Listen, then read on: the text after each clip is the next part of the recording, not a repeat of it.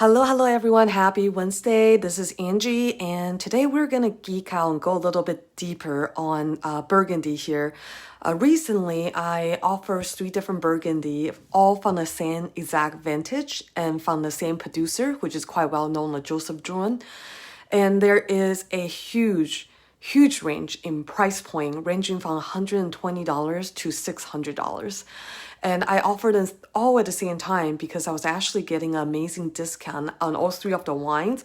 And the question that everyone asked me is, what's the difference? Because even to normal Burgundy lover, the wines can look so similar. So we're just gonna get to it today.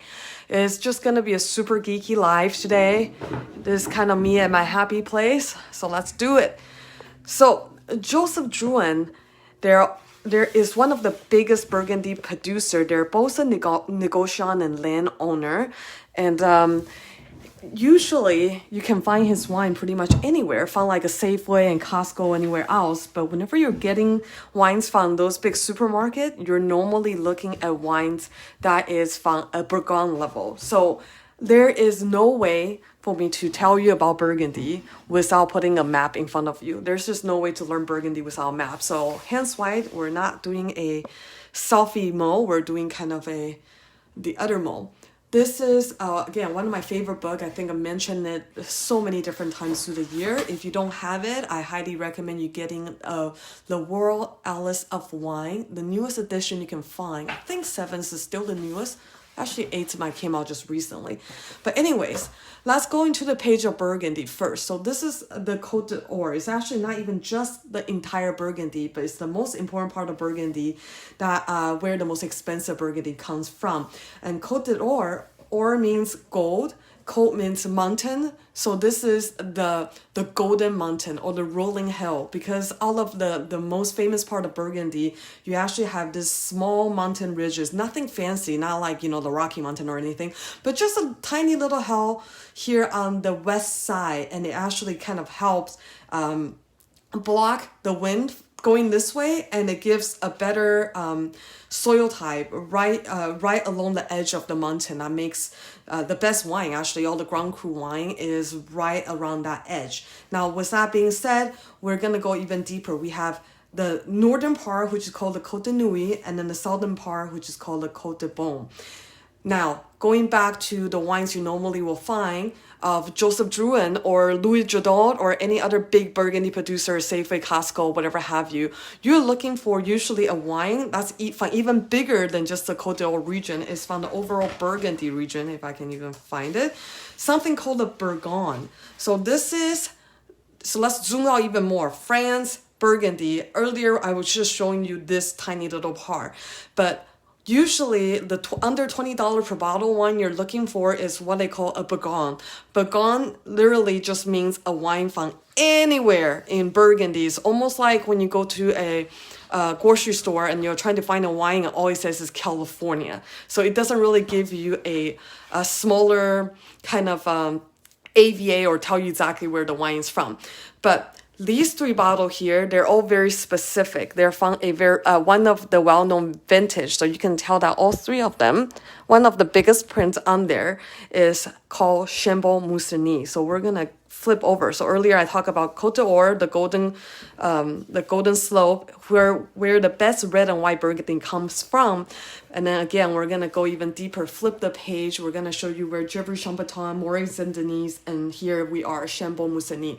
So Chambon Musigny is essentially, usually if we look at a geeky Burgundy map, we think where all the best Burgundy comes from, the famous, starts from the famous village of Gevrey Chambertin, because it has the Grand Cru Chambertin in there, and that is kind of the first village where they start having Grand Cru vineyard, and then it goes south from here. And because Burgundy is a very long, narrow north and south map in this book, they kind of have it go sideways. So north is actually pointed this way. Hopefully that helps. And all this part on the back, that's the green part, and that is the golden slope, which we talk about. It shelters the wind and any kind of weird weather on the west side, and all the the kind of all the nutrient or the best stuff kind of rolls down the hill, so it kind of gathers right at the foot of the hill. Hence why you will see all the Grand Cru vineyard, which is represented in the dark purple, usually are right by the foot of the I keep saying mountain, but it's really just a little hill. It's not anything significant. Anyways, so we're gonna go into the village, and this is all three of the wine that I offer recently are all from the village of Chambon-Musigny, which I have a very special place in my heart for. All the village have their very different special things. So for example, Gevrey-Chambertin has a flatter, wider kind of terroir or climate. It receives more sunset and usually produce a bigger, fuller, riper fruit. Whereas in Chambon-Musigny, as you can tell, there's actually kind of a weird jagged mountain here. They're very well sheltered. They're considered a little bit cooler microclimates, and they make the more quote-unquote elegant styles of wine. So the first bottle we have, it literally just said, one of the three wines I was offering, it just said Chambon-Musigny Premier Cru, and that's confusing because sometimes you'll see wine that just say Chambon-Musigny. So if you just see wine that says Chambon-Musigny, it means it can be anywhere from the village of Chambon-Musigny, and you don't know where unless you research it up and ask the producer. And here in this bottle is a little better than that. It's telling you that all the grapes are from the village of Chambon-Musigny, but instead of just from any of the parts, it all comes from their Premier Cru vineyard. So in the village of Chambon-Musigny, the Grand Crus are in the dark purple. The Premier Cru are in the slightly bluish, lighter purple, and the other just village vineyards are in the lightest purple color. That's how they kind of break down the tier system, although I feel like the color is a little too close for my liking. But anyways, in Chambon-Musigny, so this is telling you that this bottle are only sourced from fruits in here, in this slightly bluish purple region, which are all Premier Cru. Hence, it asks for, because it's all quality, better vineyard, it asks for a slightly higher price than what you will find at Safeway and Costco. This goes for $120. Although I did get a closeout deal for $100, we'll leave that at the end. So that says that. But then most of the clients, when I offered this to, got really confused because they say, okay, so then you're offering another thing that looks almost the same right next to it. So this also says Chambon-Musigny Premier Cru, and this is also Chambon-Musigny Premier Cru. So why is this bottle 180 and this bottle 660? Like, that makes no sense. So let's talk about it. So these two are even more detailed, and I know Burgundy does not make it easy because it's just for a regular everyday consumer. Unless you're studying this for a living, how in the world would you know what's what, right? Because it is confusing.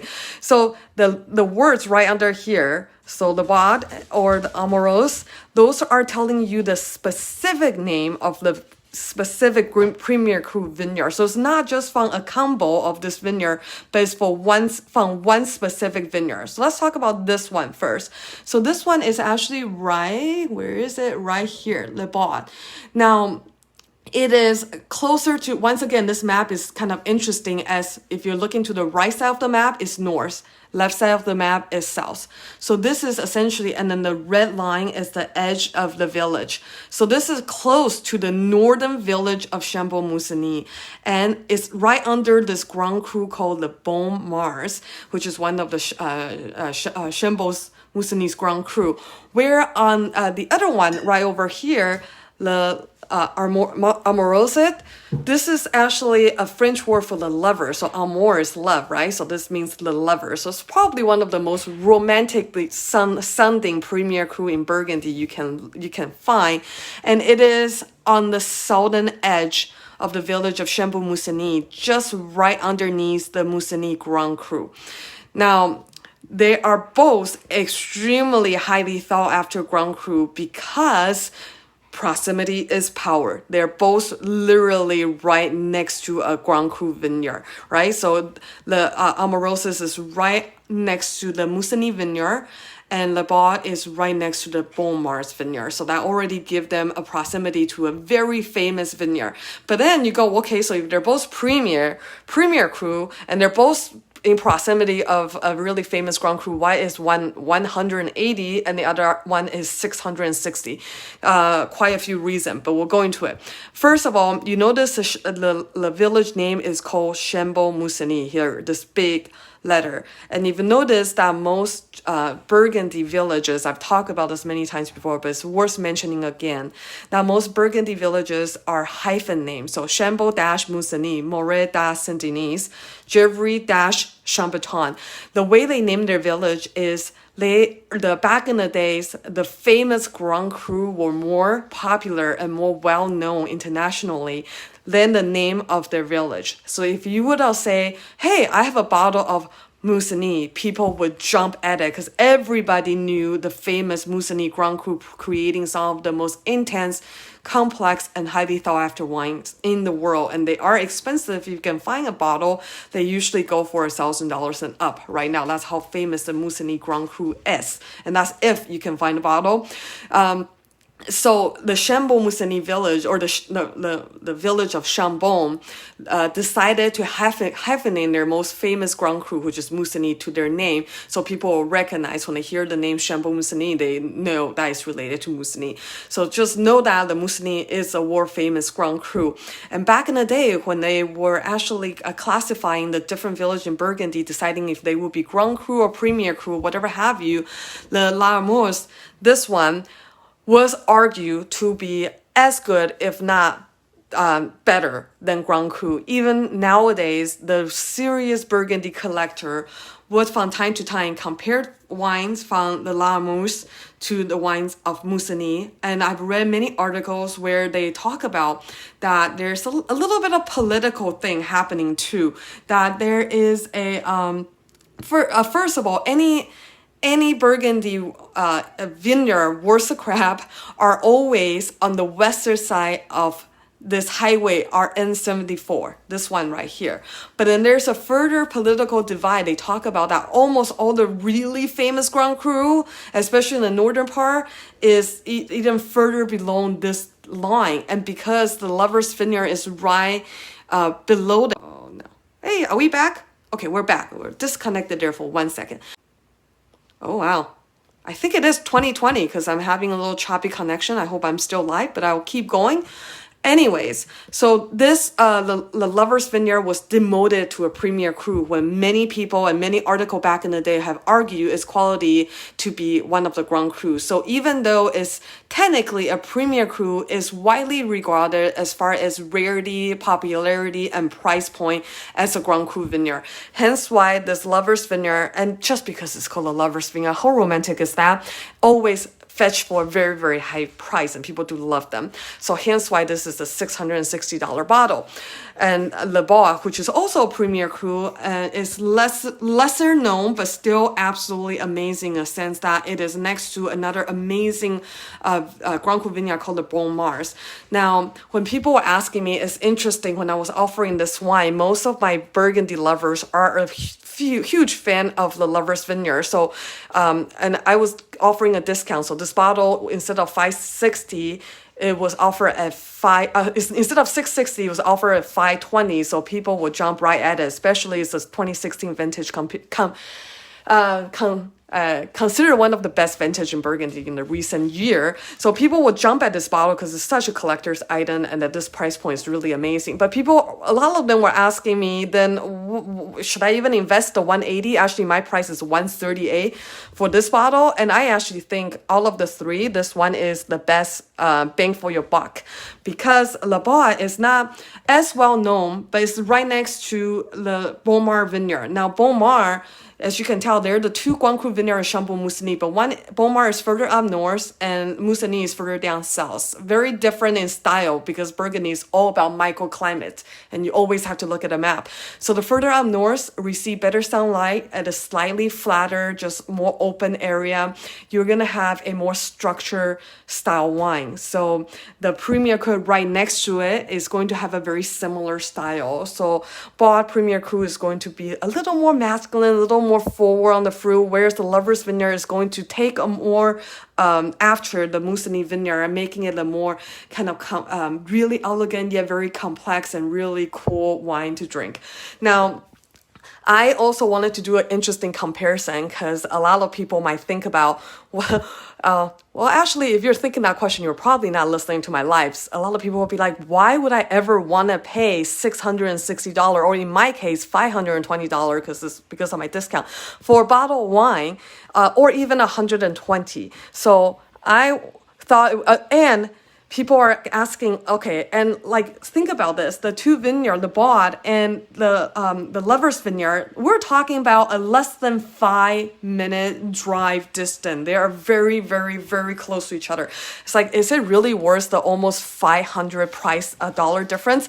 So my comparison would be, let's look at real estate. If you're in the Bay Area, you will understand this very well. I did a quick Zillow search in the Palo Alto region, and if you're in the Bay Area, you'll know that there's the Highway 101 that divides your East Palo Alto and your Palo Alto. For the same 3-bedroom, 2-bathroom house, and we're looking at, I'm not even clicking into it, but you're looking at, there's a few of them here at 1.38, 1.7, 1.3, but just across the other side of 101, you're looking at a 3.3 price point for the same 3-bedroom, 2-bathroom, single-family home. So is it worth it?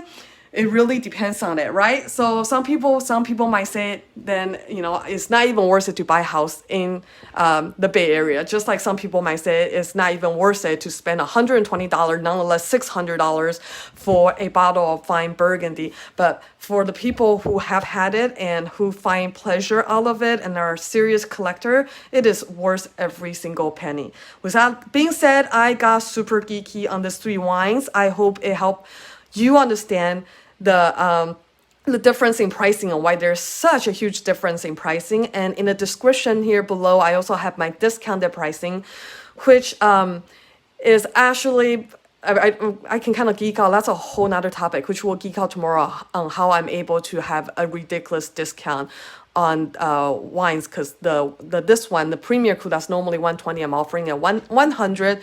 The Premier Cru Bod is usually 180, I'm offering at 138. And the Lovers Vineyard is normally 660, I'm offering at 520. So maybe another time we'll talk about how I'm able to give that discount. With that being said, stay indoors, stay safe, and I will see you next time. Bye.